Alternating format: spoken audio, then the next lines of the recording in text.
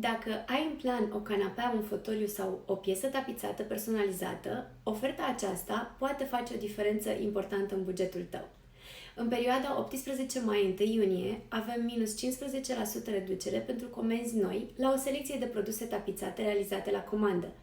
Printre cele mai cerute modele se află Lileia, Imperia și Richmond.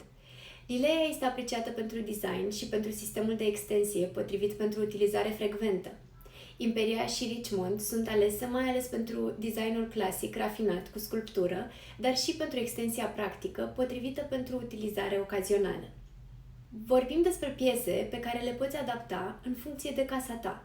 Material, culoare, dimensiune sau o configurație personalizată, acolo unde modelul permite.